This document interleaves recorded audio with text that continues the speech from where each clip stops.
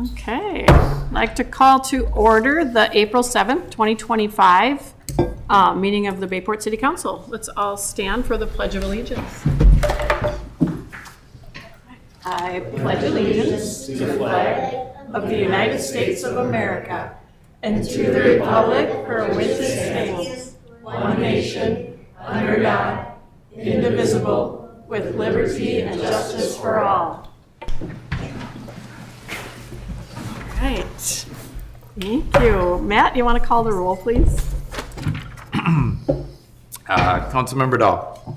Here. Councilmember Gilmer. Here. Councilmember Hill. Here. Mayor Hanson. Here. Just of note, Councilmember Bliss is out tonight. Yes, he actually had plans before he was elected, so we can't be upset with him. No, can't hold it against him. Okay. Anyone want to, approve the agenda? I forgot. We have to make one addition to the consent agenda.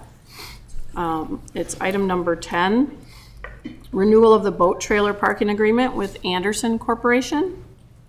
So want to make an approval of the agenda with that one change. So moved. Thank you, John. My second. Thanks, Katie. All those in favor? Aye. Aye. All right. We will go on, and we don't have any proclamations tonight. Madam Mayor. Yeah, what did I do? You didn't do anything. Okay. Just a correction on the for the open forum. Alex from the Mosquito Control District will be going first, and then Kevin Magnuson is here from Washington County office, just to flip. We're going to flip them, is all you're asking. Yes. Oh, That's it. okay. Well, we're going to start the open forum then. It's a portion of the meeting to address the city council on subjects that are not part of the agenda. City council may take action or reply at the time of the statement, or may give direction to staff regarding investigation of comments expressed. A total of 15 minutes is allotted for public comment during the open forum. We might have to allow a little more than that. And we're going to start with Alex Carlson from the Metropolitan Mosquito Control District. Thanks for coming, Alex. Yeah, thank you, Mayor Hanson and council members. My name is Alex Carlson. I'm with the Metropolitan Mosquito Control District. I'm the public affairs manager, and I'm lucky to have Kathy Beadle with. She's a field operations supervisor at the Oakdale facility, and her service area covers Bayport, so she can answer those very specific questions about every single pond and wetland in this area. But I'm excited to share just an update on the mosquito season, a little background about who we are and what we do, and then answer any questions that you might have. So just a quick background on MMCD. We've been around since 1958. Our governance is the county commissioners, and Commissioner Cox is one of ours board members who's here tonight. So the commissioners are appointed to our board, and they determine our budget and our operations. We're one of the largest mosquito control districts in the country with over 2,900 square miles. We serve over 3 million people, and then we have over 80,000 wetland habitats, and you'll see why that's important in a moment. Our funding comes from property taxes, so the median home in the service area pays about $10.87 per year for mosquito control services, which we think is a pretty good deal for the services, which include comprehensive mosquito control, mosquito-borne disease suppression, which public health is really the main goal of mosquito control. We do tick-borne disease surveillance, public education about mosquitoes and ticks, as well as black flies, which are the biting gnats. We do control for them as well. So Kathy's going to talk a little bit about life cycle. All right. So mosquitoes. There are over 3,000 species worldwide, and here in Minnesota we have 52 species, but only about 20 of them are human biting and are a concern for the public. The other ones tend to bite frogs or birds or things like that, and they don't even bother us. And as you can see here is the mosquito life cycle. So mosquitoes will either lay their eggs at the edges of wetlands or on top of the water. And once those eggs get flooded with water, the eggs will hatch, they'll turn into mosquito larvae. They spend about a week in that time frame, which is usually when we do a lot of our work to try to control them.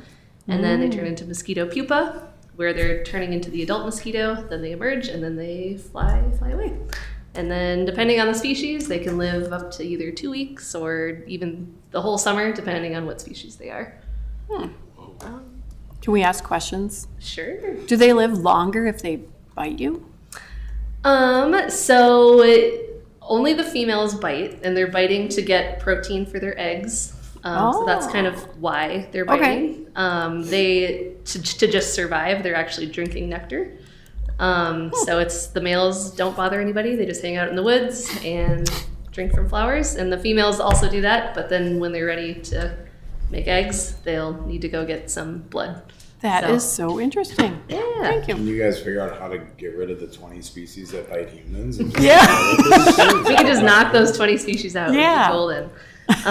It's a little more complicated than that, unfortunately, but we're working on it. Ethan will help you. All right, so mosquito habitat. So there's a lot of different places mosquitoes will come from.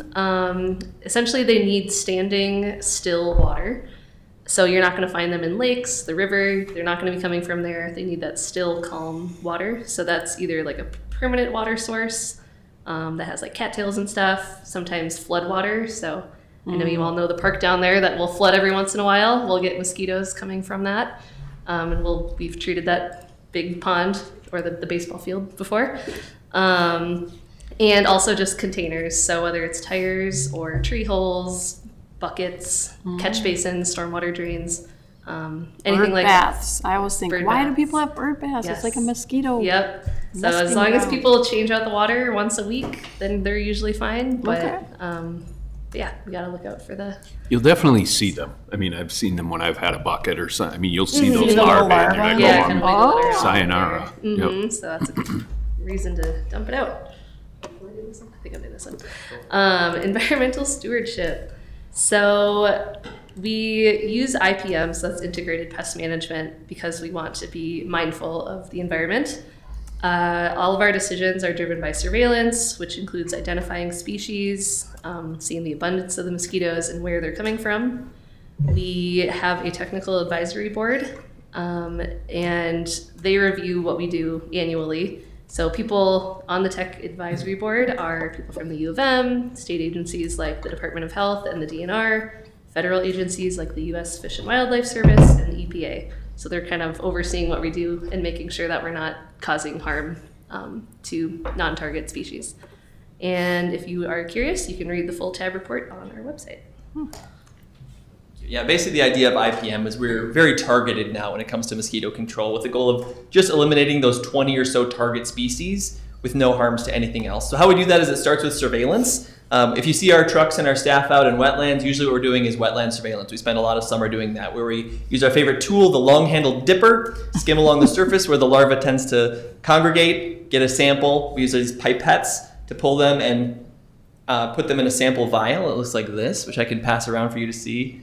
You want to go get it? Yes, I please. think you Yeah. should definitely pass it to little McGann. Yeah. So he can check. And then we slap a label on those vials and send it back to our entomology lab in St. Paul. So we have a full entomology lab where they identify those samples. And then for adult collections, we do traps. So we set up about 200 traps of different types around the Twin Cities every Monday night from mid-May through the end of September. So we have a pretty good snapshot of what the mosquito picture is at any given week. And we also have a vector ecologist on staff who can test those adult samples to see if they're carrying West Nile virus or other mosquito-borne diseases. So there's our entomology lab. So the lab is taking those samples and they're trying to determine if they are one of the 20 human-biting species that merits a treatment and if it's over a threshold. We found a lot of samples that have no human-biting species. Last year was kind of a strange year. We'd get a lot of a specific species that only feeds on frogs. And so we'd mark that as a blue site, we call it, means we're not going to treat it. We leave those mosquitoes alone. We really focus on the ones that we're really trying to target that can spread diseases or really, be a big nuisance for people. And the way that we do mosquito control is there's 3 primary methods, but our main method is larval control. So by far, the majority of the work we do is treating for the mosquito larva. And you can see the table below. We do, hundreds of thousands of acres of larval control every year, maybe 1,000 or 2,000 acres of adult mosquito control. So our preferred method is larval control for a couple reasons. One, we have a geographic advantage because we have such a wide service area. Whereas if we only served Bayport or St. Paul, mosquitoes would fly in from the neighboring towns and then we'd have to do more adult control. So that helps. But also the larval control materials are very specific to mosquito larvae. So our main active ingredient is BTI. It's a corn cob that's ground up with a bacteria on it, and that bacteria is toxic to mosquito larvae. But it's a mosquito larva has an alkaline gut, so anything else that eats this bacteria is not impacted. So it's not harmful to fish or other insects, and it only works in the water table, so it's not harmful to other insects that aren't in the water. So it's very, very specific and very effective, and it's been used for many, many years. So if you see our helicopters flying around, or if you see our staff out doing treatments, this is what they're applying. So we're never spraying liquid or anything like that. It's these dry granules that are going down. We do some adult control, which is the what people think of as like the barrier sprays. That's mainly in response to disease concerns. So if we have West Nile positive samples, that's usually when we'll send out people to do some additional adult control. We also work with cities for public events. So if there's ever a big event going on and it's going to be outside, evening hours, you can call us and we may be able to help out with some additional adult control pending the the IPM side of it. If there's enough species that meet threshold, things like that. You want to do this one? Sure. All right, so just to kind of backtrack off what he just said, no pun intended, because we use backpacks.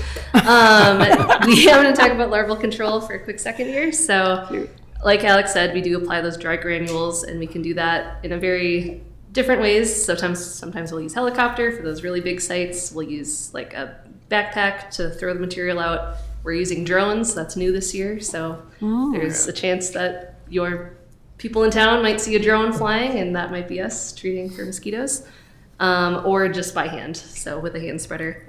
And we have 3 different larval materials that we use. Alex talked about BTI, it's the corn cob. That's mainly what we use, but we also use something called methoprene. That is something that we put in the water, and it actually lasts 30 days, and it essentially just makes the larvae not grow into adults. So they'll like stay alive in the water, but it disrupts their hormones, and so they just don't molt into that adult stage. And then another one is spinosad.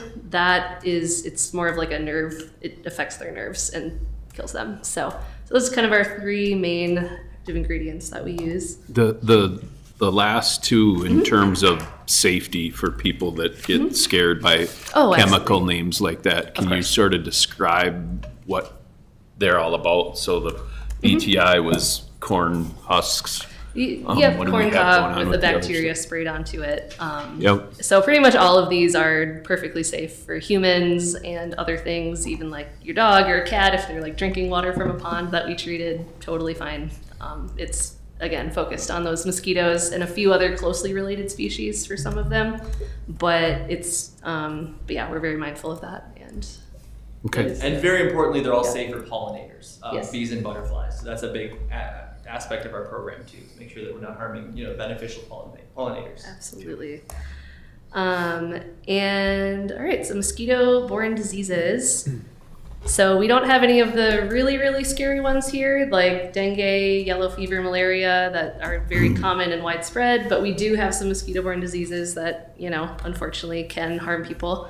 Luckily the numbers aren't too high, but we do have them. So West Nile virus is our most common one, and that mainly affects older adults. We usually find it in the Twin Cities every year. Usually it increases in around August just because of the cycle of mosquitoes.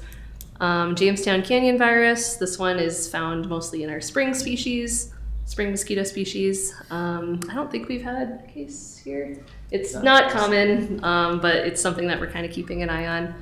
Lacrosse encephalitis, this is from a mosquito that breeds in tree holes or containers and tires and that kind of stuff. So the mosquito that spreads that, we try pretty hard to try to knock down, because that one mostly affects kids and it can be deadly. I don't think we've had a case in a little while, but it can be around, so we take that pretty seriously. Eastern equine encephalitis, this one is very, very rare, but it is one of the more highly deadly ones that are around. And then dog heartworm, that's transmitted by the summer floodwater mosquito. So we're kind of monitoring all the different species that are connected to these mosquito-borne diseases. Different species spread different diseases, so it's pretty intensive. And then the 2024 season review. So this past year, as you probably know, we had above average rainfall, which was great, but that did mean that we had more mosquitoes than last year. But for whatever reason, it didn't get as high as it normally does, probably just because we've had years of drought before that. So as you can kind of see on this graph here, 2024 is in the green, and that is below our 10-year average. Our main nuisance mosquito, Aedes vexans and Colchiclopidia perturbans, they remained low. We had a mild winter and a warm spring, which meant we had early detection of deer ticks and mosquito larvae. So we had to kind of get out there pretty early to start working. And we had fewer instances of West Nile virus than previous years, which is because the vectors for West Nile virus, they actually prefer the hot, dry summers. So we had higher numbers of that in years past when it was really warm. And then the spring flooding, that caused a surge of black fly numbers. But they did kind of remain tolerable levels throughout the summer. We kind of, usually in the springtime, we'll get that big spike and then they'll kind of drop off. So, there we go.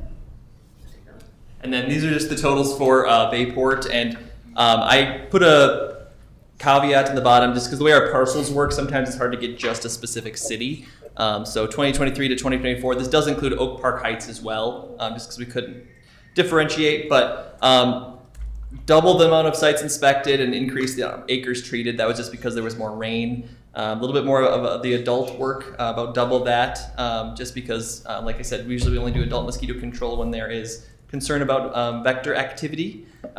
We remove tires. This is a good program that we offer. We will come and pick up and recycle waste tires at no cost to residents. So if people have tires that are causing nuisance, call us. We'll pick up up to about 20 per household. Oh, goodness. So have people call us and we'll be out there and getting them. And then catch basins are a good mosquito habitat. So we treated slightly fewer than 2023, largely because we spent so much of our time with larval control. You wanted to say something about tires? I was just very excited. Were you not all excited about this tire thing? I don't have So any, but when you say catch basin, where are these catch basins?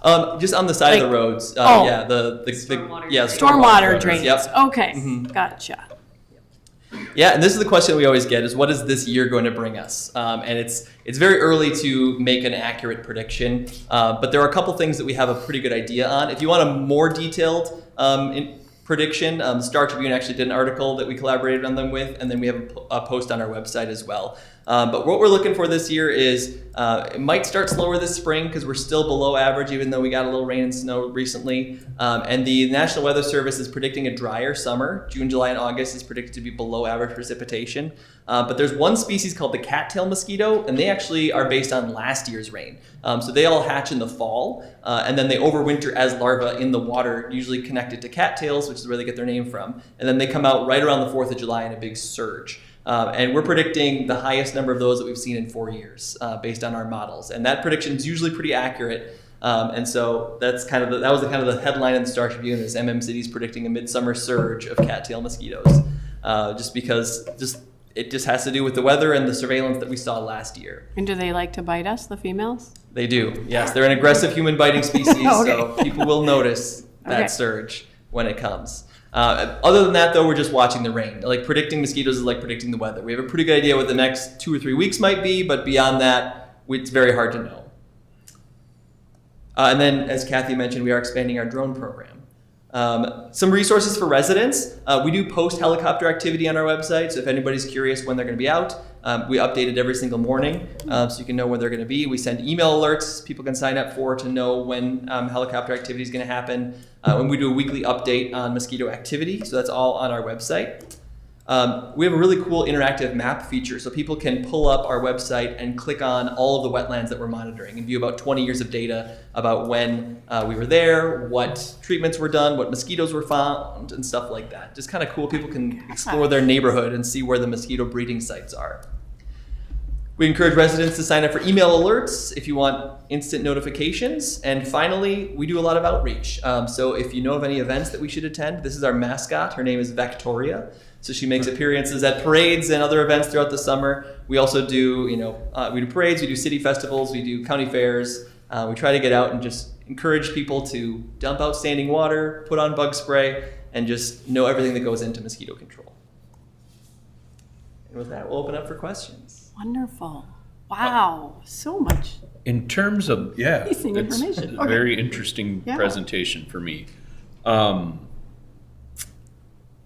For people at home, I know it's been several years since I've had my yard treated by I don't know, the people that come to your house, and what are your thoughts on that, or ways that people can, I know, of course, get rid of empty your stuff out so there's not standing water, but any thoughts on those kinds of things? Yeah, thank you, Councilmember Dahl. So a couple of things with that. One, we do recommend people call a professional if you want to do any sort of mosquito treatments, just because the Department of Agriculture licenses them. Actually, last week was all traveling around the state doing trainings for all of them on pollinator safety and things like that. So they can follow the label correctly, whereas I think if people are doing it themselves, they might over-treat or just not do it in the proper areas. But we do have a great resource on our website. It's called our Residence Guide, and it basically says everything that homeowners can do to reduce mosquitoes. Okay. From physical barriers to one of my favorite tips is, like, if you're out on a hot summer night, set up an oscillating fan, because mosquitoes are weak flyers, and it can also help distribute your scent so they can't find you as easily.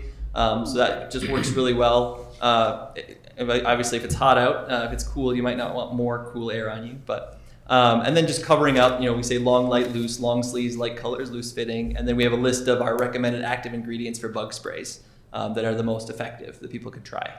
That's perfect. Thank you for that. Yeah, weak flyers is a good, isn't it? Like, they can't even go, if you're on a brisk walk, they can't keep up with you. Isn't that sort of I feel like they do. you gotta, people, yeah. I feel like I'm all just like, People will dispute that claim. Maybe if you're running. But if it Not is much a of a windy walk. night, they're not going to be out as active.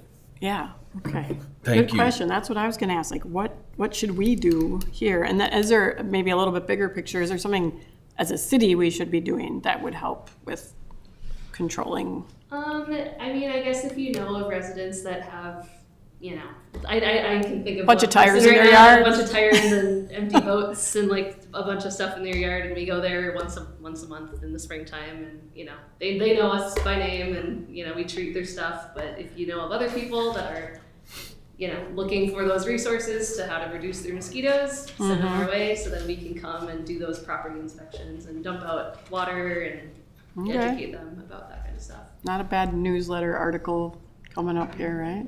You got it already? Of course you do. So these chemicals that you're using for the mosquitoes, they don't affect the fish? Because I would assume the fish are eating some of this larva and whatever, right? Okay. And then you mentioned ticks, but you don't actually have to worry about the ticks, do you? Like, is that part of your job? So for our program, we do tick surveillance, and Okay. then we work with county public health and the Department of Health. There's not an environmentally safe way to do widespread tick control. So that's one area where we encourage people, if you have a tick issue in your yard, you might want to call a professional to help with that. Okay. Otherwise, just keeping grass short in areas where there's people around, things like that. But what we do is we do tick drags, where we take a big cloth with all these threads and drag it through the woods and pick off all the ticks. So we can find ticks that way, and then we also do live mammal collections as well, where we'll set traps and collect mice and then pull the ticks off the mice. So Wow. we're getting a lot of data on ticks, but we aren't controlling them, at least currently. That's good. Maybe you could have our highway cleanup team do this dragging thing for you at the same Oh, time, because I sure. feel like we always come back with like 30 Yeah. ticks. So. Give them your Okay. pants.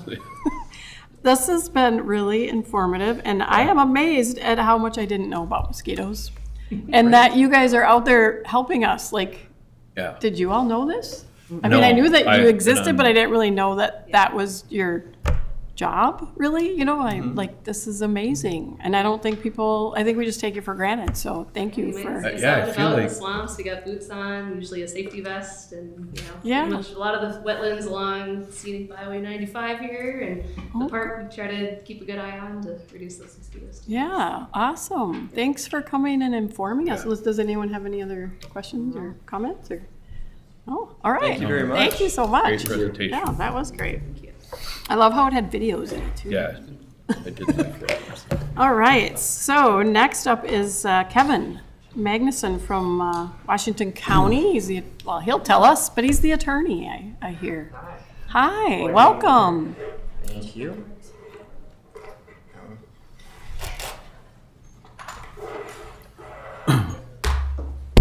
Okay. Well, thank you very much for having me. My name is Kevin Magnuson. I'm the county attorney for Washington County. Yeah, I thought it was interesting that you had, well, it's really hard to follow the mosquito. Yeah, it's true. I'm Yes. pretty excited. But I was a little concerned when I saw that we were both on the agenda together and then you moved me to the back, largely because my computer wasn't ready. But also if you thought maybe mosquito control and lawyers have some like blood sucking kind Oh, Blood sucking night. at least you said it and not him. Yeah. of lawyers tell the best lawyer jokes, right? Yeah. And of course it applies to other lawyers. Eric is shaking his Right? head. Not the good, not the good. I wish we did, but there's a reason why we're in the profession we are. We do not tell good jokes. All right. Again, my name's Kevin Magnuson. I grew up in Lake Elmo. I'm currently living in the home that I grew up in from 1898. It's Dr. Stevens Hospital, if anybody is ever interested in Lake Elmo history. Cool. Riveting history. I bought it from my dad, and he's laughing every day that I'm trying to spackle something. And the whole thing is held together by wallpaper and spackle. The whole house, but it's a nice spot on the lake there. Great. So my wife, Lindsay, is an attorney as well, so we have some interesting dinner conversations. And my 13-year-old daughter has no intention of going to law school as a result. And I have a 4-year-old who's going to be 5 tomorrow. And I was looking at this little guy, and I thought, she must be like kindergarten? Yeah. Yeah, I have a boy who's in pre-K. Okay. We dads are lucky, aren't we? So, in any case, we have, I'm from here. I went to Wheaton College in Chicago. I was in the military, in the Army during the first Gulf War. I was stationed in Germany. I didn't quite make it down because that ground war was like 62 hours. So I missed that, which is fine with me. But just to be clear, I was not in the Gulf at the time of the war. And when I got out, I was in Germany, and then I enrolled in a PhD in philosophy program at a German university, and then wound up at a Belgian university. Did something similar to a PhD. It's called a licentiate. And then I had to figure out, well, what kind of career do I want? Something that doesn't require me renting a Santa suit, to make money, working in a McDonald's or something. So I went to law school at the age of 29, and then went back to Europe for some more education, wound up at the European Commission doing antitrust enforcement kind of work there, but eventually we all come back to Minnesota, right? Follow the umbilical express back home, and I was in private practice for 20 years doing complex business litigation. And then my predecessor, who knows Pete Orpett? Anybody remember Pete? Mm-hmm. I mean, I miss the guy every day. I mean, he was just such an amazing person. And only he could talk me to leaving that life to come be a county attorney, which is the greatest thing I ever did. And besides marrying my wife, of course. I mean, she's watching. I'm sure she is. I know. Everyone watches these. Never misses. Not watching. I'm gonna grab my water. Okay. So then that was 2019, and then in the middle of summer in 2022, I became the county attorney, was elected then that following year, and it's just been a great experience. I never would have thought I'd be doing this when I graduated from law school. Went in a completely opposite direction, but I just love the job. So is Bethany your boss too? Well, she's No? my commissioner, actually. Oh, okay. So, I mean, it depends how you look at it. Okay, yeah. Bosses- Then I think we're her boss. Yeah. Exactly. I mean, we're believers in democracy. Yes.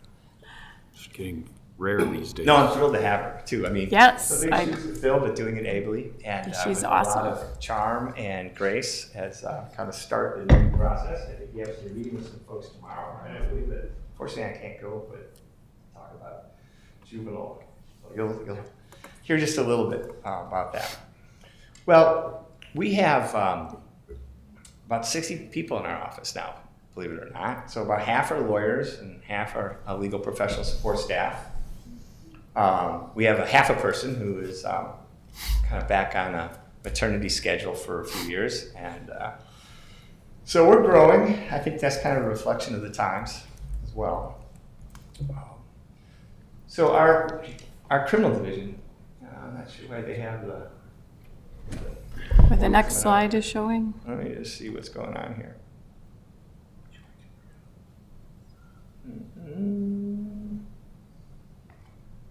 Okay. It's gonna work. Nope. Sorry about this. I'm usually the guy that says next slide, next slide. Yeah, we lost your signal somehow. Yeah, all right. but we'll just go like this, and I'll wing it.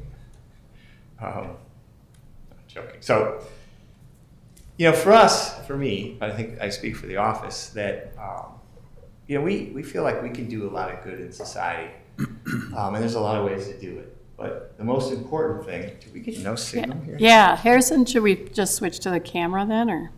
Yeah, you know what, just give me a second here. I don't want to take up too much of your time, but I think if I do here, maybe. I think, here we go.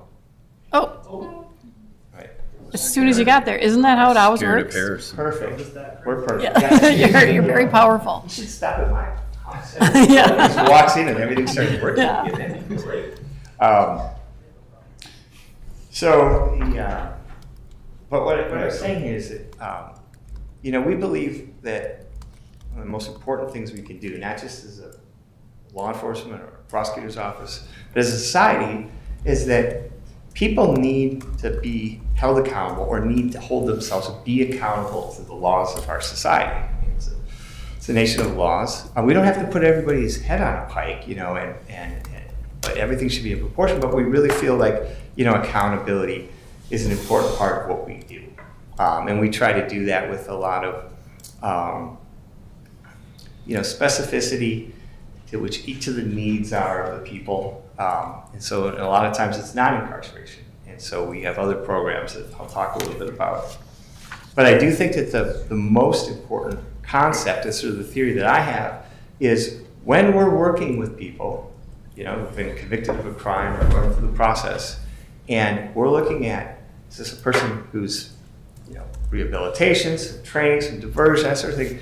I don't want to put an undue risk on the public and make that sort of rehabilitation happen on the backs of someone's next door neighbors. So I want to be really careful that as we look at what it means to try to work with someone, at times you're not the ones who are paying the price because you could be the next victim. So public safety is a consideration we think a lot about. It's kind of the first, and sometimes I feel with some of the prosecutors, they might get a little bit bent toward the direction of wanting to reform individuals at the expense of public safety and society, and so I'm mindful of that line. But I don't want people to think that we're about locking them up and throwing away the key. Very much a lot of what we do is working with defendants to get to a place where they can get another chance. But I will show you over the last decade the number of complaints that we've had, and you'll see that 10 years ago we were at 820, and now we're at 1170. And interestingly enough, and this is the criminal, this is the adult felony complaints, right? So when you look at 2019 at the peak, that's actually before COVID. A lot of that is before COVID. And so when you get into 2020, you're pretty high, but then 2022, so you'll see it's different with the juveniles, but And it's not, this isn't based on like a per capita or anything, this is No, just. no, this that's is just straight the number numbers, of so that could last affect it few months. So as we get- well, yeah, okay. everything we get is, we don't have an investigating arm, so everything we get is from law enforcement. So they'll make the arrest, the booking, and they'll decide what charge they want to refer to our office for review. So everything comes to us on referral. And then, and about 75% of those cases are cases that we will then charge. And that 25%, about a quarter of them, is for a lot of different reasons. Sometimes there just isn't enough evidence. Sometimes you have victims who are unwilling to testify, which actually happens quite frequently in domestic abuse and crim sex cases. And a lot of those things, it's really hard to prove if you don't have the victim who's willing to tell their story. But that happens with other victims as well. Sometimes, in the auto thefts, once the insurance money kicks in and they got a new car, they're really not interested in 8 months later coming down and for the good of society telling their story. They just want to move on with their life. So that's just examples. But other times we have federal prosecutions that may be going on. There might be multiple jurisdictions where things are happening. So something might wind up in Dakota or Anoka. And so but I think a 75, charge rate is pretty high and pretty respectable in the metro area.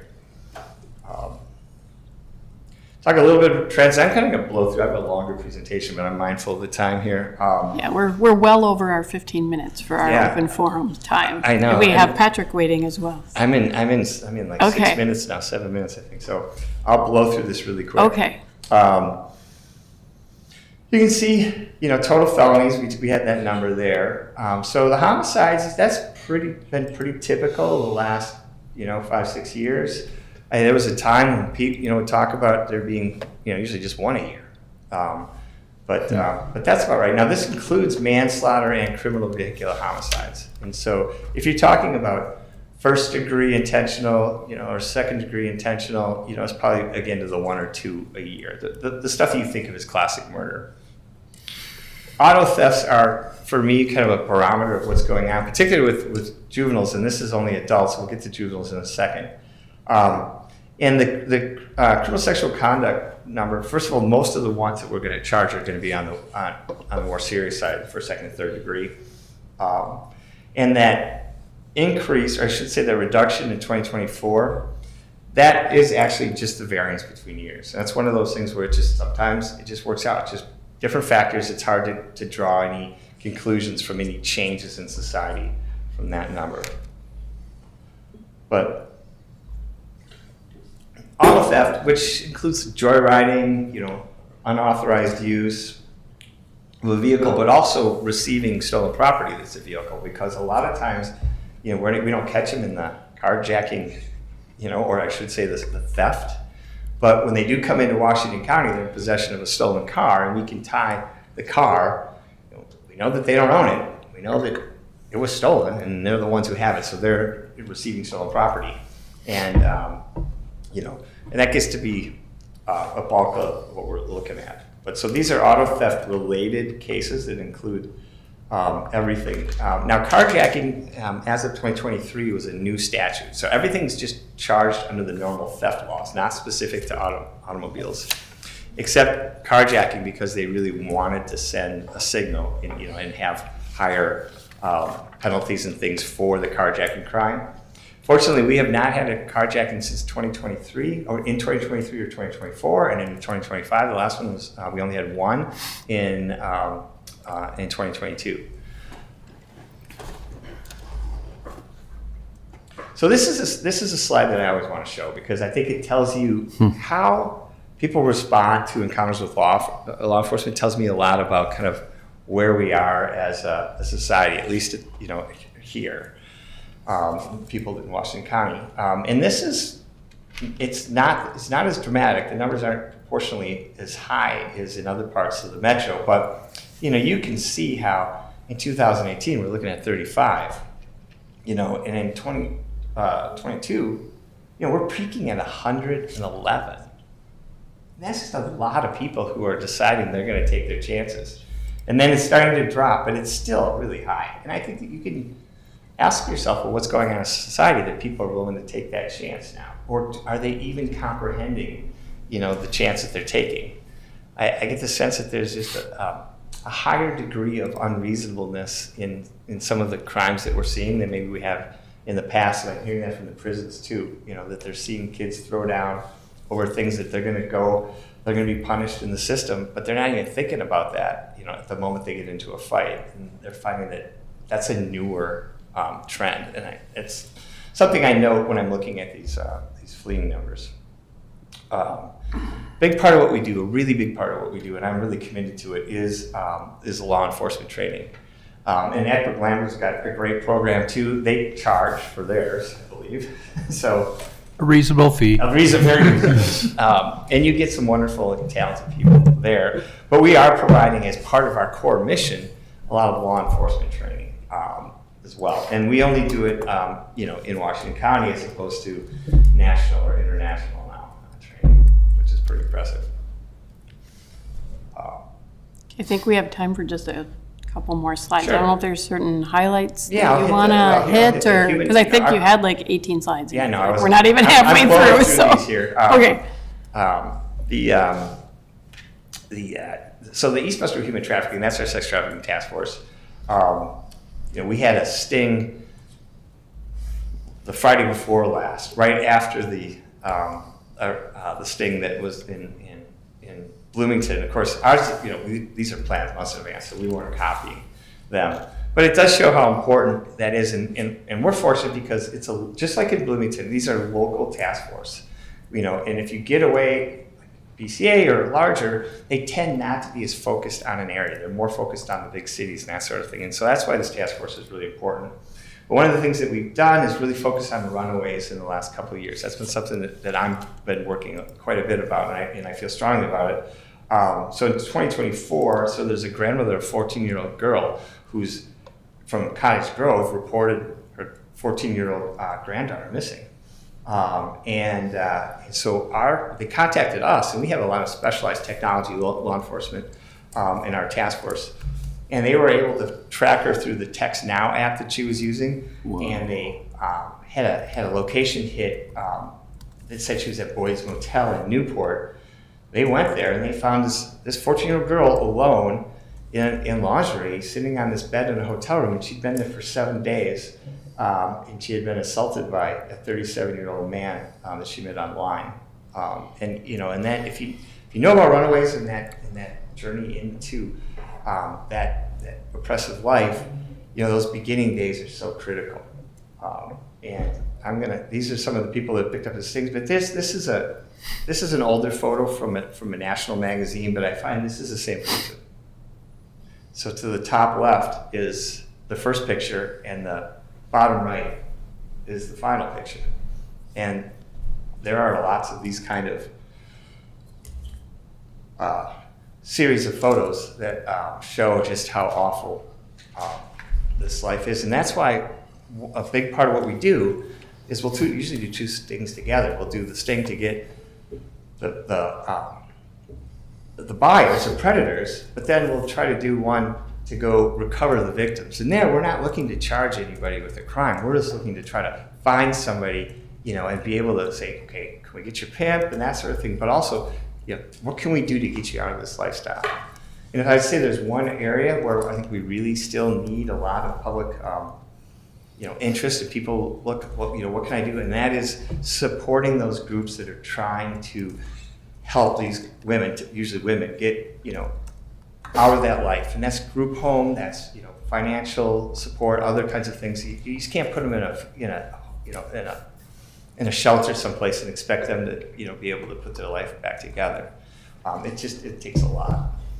I'm gonna go really quick. I'm gonna skip some of this. I just do want to show you, so this is the motor vehicle theft for juveniles. There you can really see the effect that COVID had. I mean, this is what happens when you have a bunch of kids with an iPhone, hanging out instead of in school, not online. So here is a car in Woodbury that they did a pit maneuver, pinned it up against a tree. Here's a kid running with a gun in his hand. And that's one of the reasons we take this so seriously, because, this situation is so dangerous. And here they run, take the gun with them. I don't have to tell you because everybody understands the problem of motor theft. But I will say the entry-level crime used to be, probably we were kids, or even up to 15 years ago, kids were smoking dope or shoplifting or doing something that, underage drinking. Now joyriding is kind of the entry-level crime. So if somebody steals a car, the friends piled in, they're 13, 14 years old, and then they use the car to commit crimes. And so they'll stop and they'll get the new kid to go commit a crime, and then that cycle starts, and pretty soon he's going to do the Kia Challenge as well. Our civil division. So I'll just stop.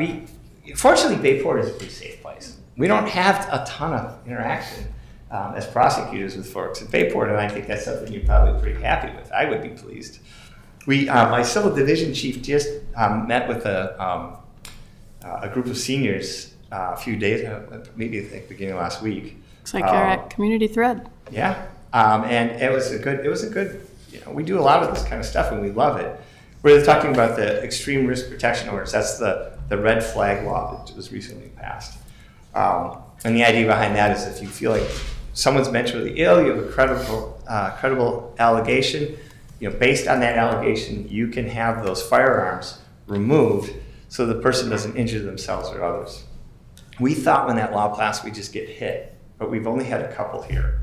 And, there was one where, I went to a therapist and told the therapist, because he knew that something was wrong, that he had a gun in the car and he wanted to kill the therapist or to kill his family. And, the therapist was able to get the receptionist to call the police, and there, we did an extreme risk protection order, and now we're going through the process of having the mental commitment issue and trying to figure out now how severe is mental illness and what does he need to get the help. And I actually have, I feel pretty positive about that individual that he'll be able to get the cases, get the help he needs. So we've only had 3 felonies in 2024 from Bayport, and that's partly because your esteemed counsel here handles the misdemeanors and gross misdemeanors, or maybe not you, but your firm, I believe, right? My firm, not myself. Yeah. But representative of the firm. And that's no small thing. I mean, the cities handle the bulk of that kind of crime that affects a lot of people on a daily basis. And again, Bayport's a pretty safe place given the level of involvement that we have. So thank you. It says that was exactly 15 minutes. So I hope that was all right. Well, it's 50 minutes for the whole time, but that's okay. I guess that's what We I allowed did you, last, right? we got your I had a 50 slot minutes for too. first, and then Yeah, so now we're, Well, where, if people would want to, this presentation, where could people that are interested in these kinds of things, That's a great question. And I have a QR code. It's not with me, unfortunately, but if you go to our website or look me up in my office, there's a place to request presentations. But if you have any trouble finding, just call the office, front desk. They'll get you to me or my assistant or the person that handles our community outreach stuff. And we'll definitely, anything you want to talk about, within reason. all right. Yeah. Thank you. All right. Thank you very much. Enjoyed it. Thank you for coming.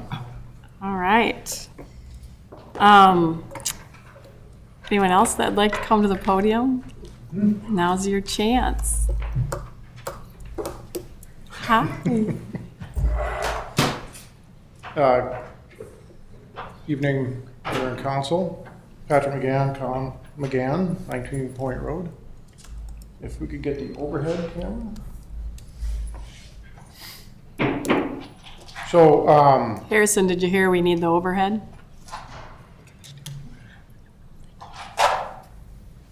I don't know, who else is in there? He must, I think he's got a tree. No, he just has a Needs visual to- on the, is there like a camera above that you can turn Oh, on? you have to use the, Oh, we can't do that anymore? Oh, Oh, we used to be able to do that. oh yeah, the other thing. The other Yeah, technology. always available other thing.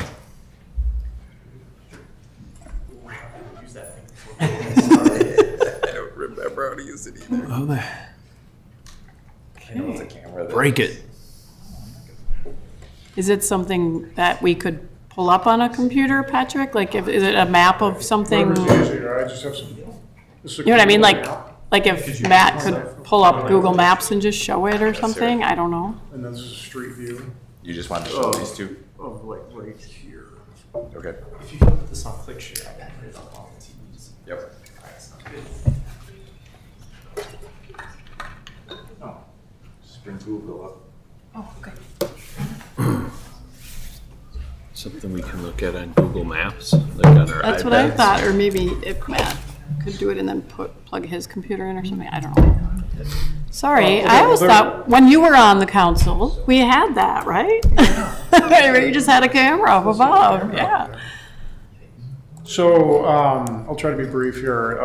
What I'd like to ask if the city can help out with a safety issue along Point Road. If you're familiar with Point Road, it's off of 95, it kind of winds its way back to the neighborhood, past Anderson and the power plant. And there's a particular stretch along there, it's a curve along Anderson Bay where there's pretty heavy vegetation along that curve. There's a cable barrier between the road and the trees and there's not a whole lot of leeway there. Coming around that curve, visibility is very, very low. And there's a lot of residents and non-residents of Point Road who like to walk and bike. There's people who like to fish there. I like to run with my dog. And the speed limit, the posted speed limit is 20. I've seen vehicles go in excess of 30 along there. Thank you. Yep. Got that's it. a spot. Thanks, Matt. And I don't have a speed gun on me, but I wouldn't be surprised if people are doing 40 along there.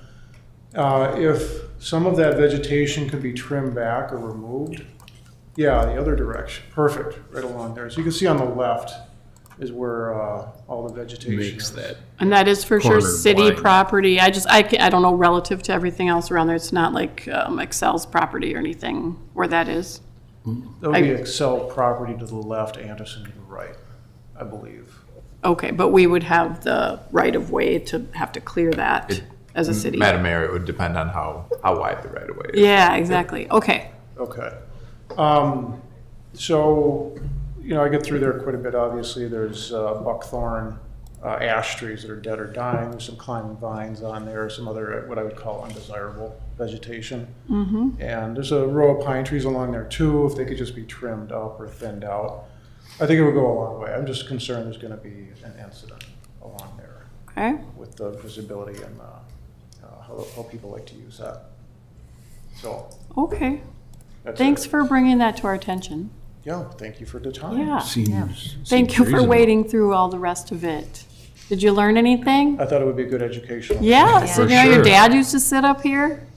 Uh-huh. He told you. Well, thanks for coming to visit us. Thank you. Thanks, Patrick. Thanks, guys. Thank you. Pretty good? All right. Have a nice evening. Okay, I don't think well, there is someone else here. Would you like to come and speak to the council? Okay. Bethany did not want to speak. She just came to observe. Okay, so now we will move on to the consent agenda. We're going to consider resolution adopting items 1 through 10. The March 3rd workshop and regular city council meeting minutes, March payables and receipts, March building, plumbing, mechanical, and zoning permits report, special event application from Anderson Parent Group for the Razzle Dazzle Carnival on May 2nd, special event application from Bayport American Legion for the Memorial Day Parade on May 26th, and an application for a short-term rental license from Carlotta Estevez at 496 7th Street North, replacement of beach retaining wall at Lakeside Park, automated license plate reader policy for the police department, and renewal of the boat trailer parking agreement with Anderson Corporation. Do we have a motion to approve the consent agenda? I move to adapt the resolution approving the consent agenda as presented. Second. All right, thank you, Katie and John. Roll call vote, please. Councilmember Dahl. Aye. Councilmember Gilmer. Aye. Councilmember Hill. Aye. Mayor Hansen. Aye. Right, no public hearings, no unfinished business. We have new business, that is to consider authorization to proceed with the hiring process for a full-time fire chief. Matt's going to present this item, and I just wanted to point out that we did discuss this at our workshop prior to the meeting and had a chance to ask any questions, and there were very few. So, Thank you, Madam Mayor, members of the council. As the mayor already mentioned, this was a workshop item, and so we discussed it. Just to go over some of the wider parameters on it, the city staff and fire committee, which is made up of fire personnel and also a council member, collaborated on the job description and the job summary for this position. It was created, well, it was made a necessity when the current part-time chief, Alan Eisinger, submitted essentially his potential resignation or retirement here coming up. In the short term, he did fill an interim role for us, which is set to end roughly around July 2025. So we looked for other entities that had a similar job, such as the full-time chief and the paid on-call firefighters. This is kind of becoming a thing currently, and there was a number of them within the metro area that we use to support this job description. So essentially, after the review, a couple of reiterations, we feel we're at a good spot with what we have, and looking at approval for the job description, and then also authorization for staff to move forward with the recruitment. It will be the intent to have someone in place roughly about the same time when the current Chief Eisinger plans to step down. Okay, thanks, Matt. Do we have a motion to adopt the job description and authorize the hiring process for a full-time fire chief? So moved. Thank you, John. Second. All right, thanks, Ethan. All those in favor? Aye. Aye. Anyone opposed? All right. Let's hope we get a lot of good applicants. All right, city council liaison reports. Katie, do you want to start? Yeah, so I had BCAL meeting. They are getting another free little library, and they're putting it in Village Green by the school, and yeah. So Nice. that came in the mail, and they have it. No one has put it together yet. So they're gonna see if they can put it together or drop it off for Public Works to maybe help Simon. The Easter egg hunt is on Saturday, April 19th at 10 a.m. This is babies through 5th grade. So they wanted to make sure it said through 5th grade, not through, it was an age before. Okay. Yeah. And then the bar crawl is gonna be May 10th, that's noon to 5. They're still working on a band and where it's gonna end. Oh. Because they're They like to trying to mix it up. rearrange it Yeah. every year, so each business can have the ending be at their place. And then also, they would like to know if city council would like to scoop ice cream on the ice cream social day. That's June 4th. It's a Wednesday. It would be like half-hour time frame that you sign up for. Yes, So- I will be there. Perfect. There's at least 2 of us then. I think should. Carl said something that he would do, so. Yes. If I'm around. And it's after, it's evening. Starts usually at 6. Yeah, would so, probably yeah, follow you're that. probably, Yeah, Ethan probably can't. I probably can. okay, perfect. I'll relay that. Thank you. Yeah, will there be like a sign-up genius thing we have to actually There will find be a slot? sign-up thing, Okay, yeah. great. Madam Mayor? Yeah. Can I interject here? You want to scoop ice cream, don't you? You can have my spot. I knew it. I'll eat the ice cream, but I don't know about scooping it. As far as the Easter egg hunt at Barker's Alps, just know that today Public Works took down the signs for the parking on the north side of Fifth Avenue, so we're allowing parking there. There's a baseball game actually tomorrow that will be occurring. Carl Sanderson will be putting up a couple of watch for pedestrian signs Oh, good. on each of Fifth Avenue, but we're not doing anything exclusive like providing a crosswalk or anything like that. We might have some directed patrols potentially if we can try and coordinate maybe during the Easter egg hunt or even during baseball games to just make sure people are acting appropriately through that. Yeah, well, everyone to be Yeah, safe. is there a way, I mean, there, it isn't road construction, but that we can leave some signage up just now that there is that north side parking. I'm sorry. Closer to your mic, I don't know. Just to keep it a safe situation, but yeah, it's certainly on those events, like the Easter egg hunt, and obviously they're not going to probably be able to make every baseball game or softball game and stuff, but that's a huge opportunity for something bad to happen, and I would feel awful that somebody was injured because we're building a school in town. So I don't know what could be done necessarily, but Yeah, as I indicated, they'll be putting up a couple of signs on each end for watch for pedestrians. It's just more signage, right? I would think that having police out there just doing a couple of patrols is definitely better than signage. If there's any other ideas out there on stuff that we'd be open to doing, absolutely. So. Yeah. thank you. Yeah, thanks. I think people just have to be mindful as they're Yes. crossing the street. Okay. John, did Watershed Oh. meets soon? It doesn't. Yeah. Or did you have one in between? I had a last minute emergency and could not make last month. I Oh. didn't see anything in the minutes that were super Okay. Bayport related, but I have a meeting this Thursday. Is Bethany there? She could update. No, I'm just kidding. Because I think you're on that too, aren't you? Yes, okay. And I think I'm still your alternate, so if you do have a last minute thing, you can always try. I felt like crummy That's all- like calling you at the That's last okay, minute. I won't, it's better than not sending anyone if we can make it. Bethany so. wasn't there either. Okay. You wanna, do you have any cable commission updates? I do not, yeah, we haven't met since the last time. Okay, and then Carl did send a note that Lake Elmo Airport Advisory didn't meet, but he did go on the tour of the recycling and energy facility and enjoyed that with the rest of us. I have a few things as usual. I did set up a meeting and chatted with Melissa Taphorn from the Washington County CDA, Community Development Agency, after attending the Greater MSP Partnership event with Bethany, who just happens to be here in our audience tonight.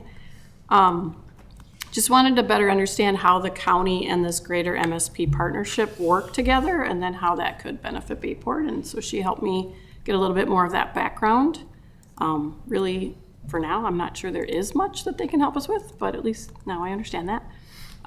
Did have some calls to keep the walkability grant moving forward with Simon and our partners at Safe Step and SPAR, St. Paul Area Association of Realtors contact. So that's all in place. As you may have seen, we have a study out for the residents to participate, give their thoughts before we actually do the real study, just to talk about a little bit about like how any places that they're maybe seeing gaps in how we're connected. And I'm especially interested in connecting our inspiration development to the rest of Bayport and everybody to our businesses and our parks and any secret trails that we don't know about, things like that. I think it would be great for us to know what's out there.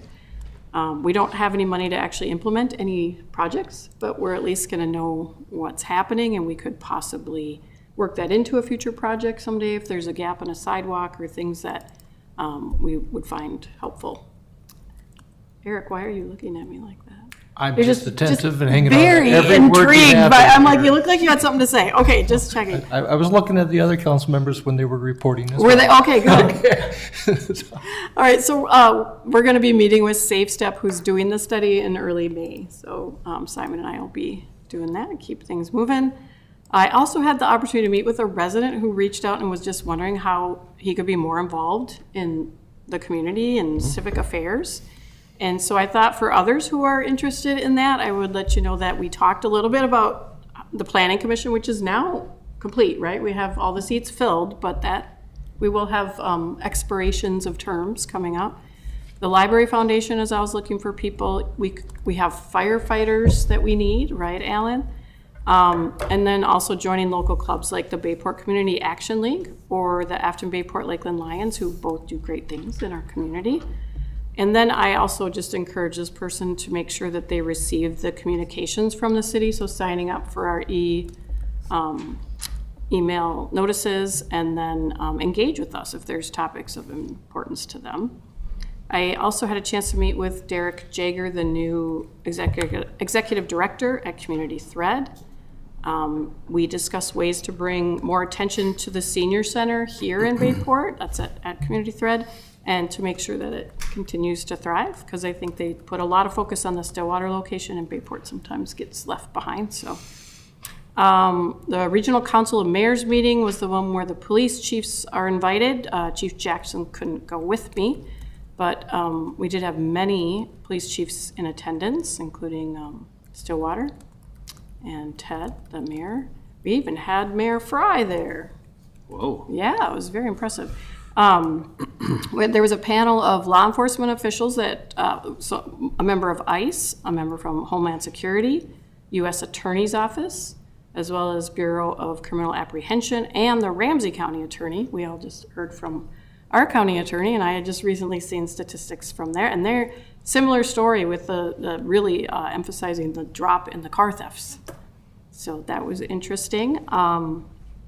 And the other side of that is that there's an increase in larceny, at least in Ramsey County, due to greater police presence. So there's maybe not more crimes being committed, but more people being caught is kind of the way he would frame that, I think. Matt and I had a Zoom call with a fellow named Will Cooley from the Minnesota Justice Research Center. He wanted to discuss the viability and future of the Stillwater Correctional Facility in Bayport. He first reached out to Mayor Ted Kozlowski in Stillwater, then realized he had the wrong city. So basically he wanted to let us know that they're advocating for a legislative task force at the state level to examine the safety and viability of the prison and also the one in St. Cloud, where they're both over 100 years old. So that's all we really know at this point, but he's promised to keep us in the loop. I went to the Fire Relief Association meeting. We discussed some member training videos that they can watch, other resources available. There's a new firefighter that joined, Luke Swelland. Congrats and thanks for committing to do that for us. Let's see, the treasurer noted that there's been a decrease in the earnings of the funds so far this year, which I think we're all seeing in our savings accounts or our retirements, and that's basically what this is the retirement fund for the firefighters. So it took a hit, but we're still sound and can work through that. We also talked about just having someone come and talk to the council a little bit more about what the Relief Association does, especially the new members like maybe Carl or some of you guys might. I'd never really understood how it all worked before either, so we could add that as an item. The March Leadership in the Valley session was a really powerful one. Again, it's so nice that Bethany's here. Everything is about her tonight. So Bethany Cox is in my Leadership in the Valley cohort as well. We learned about diversity, equity, and inclusion and what that really means. And then we toured Valley Friendship Club and did a lot more than that, but it's always a jam-packed day. And then the April session, so we've already had 2 Leadership in the Valley since our last meeting, that focused on public safety and law, and we went and got to hear a judge from the county speak, and it was amazing. I wanted to ask him if he knows Judge Freeman. She's great. So we learned about what a day in her life is like. We toured the jail. We ate some jail food. And then we went over the Stillwater Armory and the fire station and did tours and more learning and connecting over there. I attended several chamber events as usual. Just great to hear about the new businesses coming in and ribbon cuttings for those that have been around a while. I was also nominated for the Chamber Ambassador of the Year award. This was the 2nd year in a row, and the 2nd year in a row that I didn't win, but I got nominated, so that's pretty nice. Hey, thanks, John. So I went to that award ceremony. They give you a free ticket if you're nominated. So sat next to the guy who did win the Ambassador of the Year award, Randy Gutzman. He's super involved with planning Lumberjack Days. He's done the Run Stillwater events. He's a super guy. Well-deserved. Went to the library board meeting March 18th. I don't really have anything to add. You guys all saw Jill's report. She's very thorough. We had the fire chief discussion meetings. Let's see. King Plant stakeholder meeting on March 25th. My note here, I wrote, despite backlash from some residents near the proposed solar farm in Wisconsin, Excel has secured agreements with landowners for installing the solar farms, and they said everything is on track for switching from coal generation to solar transmission by 2028. So I don't know if you've been reading about it in the paper, but I did ask about that a little bit. And they said, nope, we're still good. There is still no decision on what else could be on the plant site after the switchover because they are still working through just trying to figure out what needs to stay as part of the transmission of the solar and all of that. So we don't really know about that yet.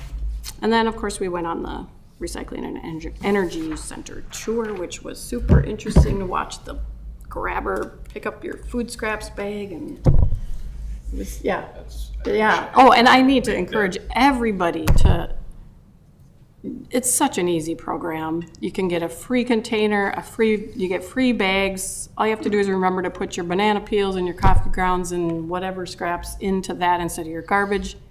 And then good things happen to it. It becomes soil that is purchased, and because their whole goal is to just to have as the least amount going into a landfill as possible. And so that's one way we can do it. I think I saw two different numbers. It was kind of confusing, but for sure at least 20% of our garbage can be food scraps and put through that process. And right now, 10% of residents of Bayport participate in the program or at least asked to receive the bags, and hopefully they're actually using them.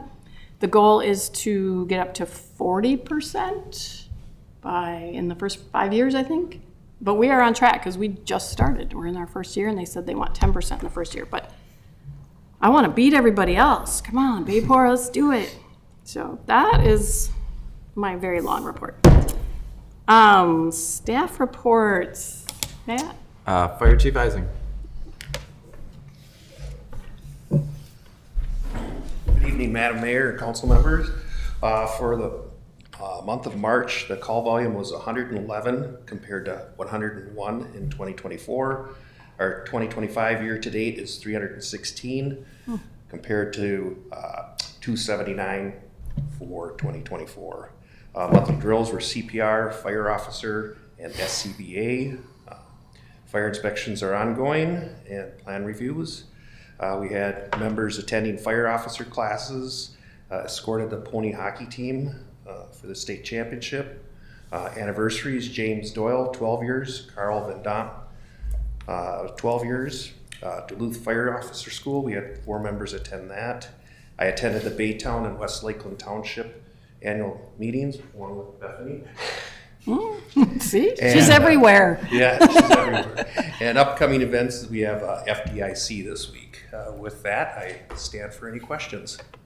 Did you do our annual, tell us how things went this past year compared to the last year and all that? We used to do that. It's by invitation. I mean, definitely could. I invite you I to don't do recall that. that. I feel like we've done it years ago. It's been a while. Yeah, I have a presentation that breaks down, and I promise it'll be less than 15 minutes. Okay. Total. Well, yeah, because you have it ready for the other cities, so I assume it Yes, would be. piece of cake. Yeah, maybe we should slot Alan to do that sometime when we're not super. Every once in a while, Oak Park invites me in that, so. Yeah, well, you went to Baytown too, right? Oh, West Lakeland. Yep. In Baytown. Yeah. I'm confused. Okay. Thank you. Does anyone have any questions for Alan? No. No, thanks, Chief. Assistant Administrator Taylor. It's been a busy few months for planning and zoning projects. The new school is under construction. The annexation for the Pratt Homes development, Bay Haven, is being considered by the state, and once approved, they will proceed with a final plat application. Staff is also reviewing preliminary plans for 2 residential reconstruction projects on Point Road and 1 project on Lake Street, and these are in an effort to comply with the floodplain regulations, increasing the elevation out of the floodplain. And these, all of these projects will require a variety of variances and conditional use permits. Over the past month, staff has also been busy with various recycling goals and initiatives, and some of these were talked about in the workshop. Coordinating with the county to offer a free mattress pickup again this year for city residents. The date is to be determined, but it should be rolling out in one of the next upcoming newsletters. Allocating county recycling grant funds to offer activities and programming for youth safety camp this summer, as well as purchasing new trash and recycling containers for city parks. Also, we completed a survey to identify what refuse haulers provide services to city businesses and whether opportunities exist for consolidating or cost savings for those efforts. Also, we did coordinate a tour of the county's recycling and energy center for the city council, which Mayor Hansen covered. Lastly, residents should have received the latest edition of the city's newsletter by now. Article highlights include the Barker's Alps Woodland Restoration Project, pollinator-friendly art tips, upcoming programs and events, and the mayor's spotlight on several new businesses in town. And the next edition of the newsletter will be printed in June. Stand for questions. Oh, thanks, Sarah. You're welcome. You skipped Simon, or you went out of order. Okay. Public Works Director Worth. Okay. Well, thank you, Mayor and members of the council. 3 things this month. Solar on public buildings update really quickly. They are sourcing components from America, and those are taking a bit longer. So I did write in here that they should be breaking ground by end of April. We are still hopefully on track for that. Just to be clear, it's called solar on public buildings, but it's not going on the building. Nope, it's going in the back, essentially the backyard of the fire department. Yes, so it is, the title of the grant is solar on public buildings, but we are doing a ground-based solar array. Okay. As you already mentioned, the walkability study, I won't go into that anymore. But we did we did send in a letter of intent for the 3M PFAS Settlement Priority 2 grant program, which essentially we're asking for $1.5 million to redevelop the clean water, land, and legacy property along the St. Croix, just north of Lakeside Park. That has been submitted, and the intention of this would be to beautify the area and minimize the amount of PFAS potentially going into waterways. And with that, I stand for questions. All right, no questions. Matt? Madam Mayor, members of the council, just a couple of things to expound upon. Sarah's mention of Bayport Elementary. I happened to be out there today. They're starting utility work. This includes sewer, water, and storm sewer. So that puts them slightly ahead of schedule.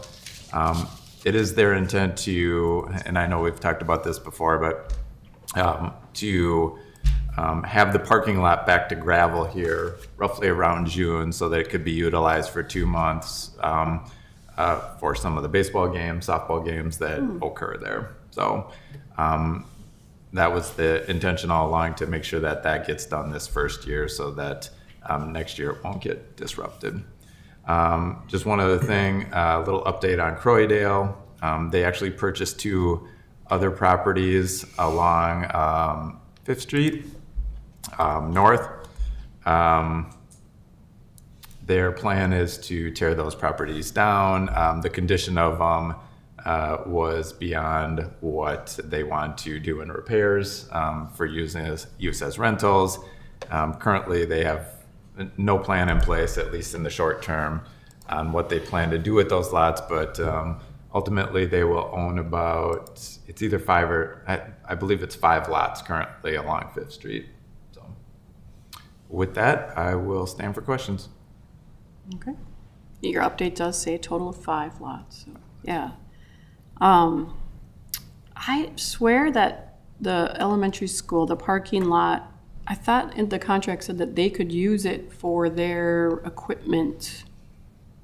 No, good. Okay, so when it's open and there's gravel there, we will be able to park on it? Yeah, so an update on that update. So what they will do is, once it is graveled, it'll still be gated all the way around, or fenced all the way around. They will just open a gate up right at the entrance there with a rock entrance essentially, and then open up another area roughly by the pavilion.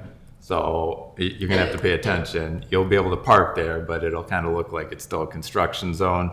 They plan on doing temporary fencing in between what will be the gravel parking lot and then the school property. So there'll be a fence inside the fence so that it's separated. Okay, thank you. And I also wanted to just thank you guys for putting the porta potty up in Upper Barkers. I noticed that a couple days ago, and that's all Simon. You have nothing to do with that. So that's great. And there are porta potties ready for the Easter egg hunt as well, in case anyone from BCAL asks you, Katie. There. Okay. There's one just sort of sitting there right on the walkway. Someone's giving me this. It's a like, perfect I don't spot. know. Yeah, there's really no but it'll good be place handy. to put it. Okay. What was that? No good place to put it. Yeah, apparently not with the construction right now. But does anyone have any other items or announcements? Just for a good of the city thing, you know, it's been talked about before. Police chief's not here, but residents, I know everybody's watching. Can please slow down. on surface streets. There's no reason to be going faster than 20 miles an hour, and there's lots of complaints, and it's our residents that I've been told by the chief. It's not people cutting through. There would be no reason to cut through these. Just be careful. Yeah, thanks. Okay, any others? Motion to adjourn? So moved. A second. All right, thanks, John and Katie. All in favor? Aye. Yay, we are adjourned.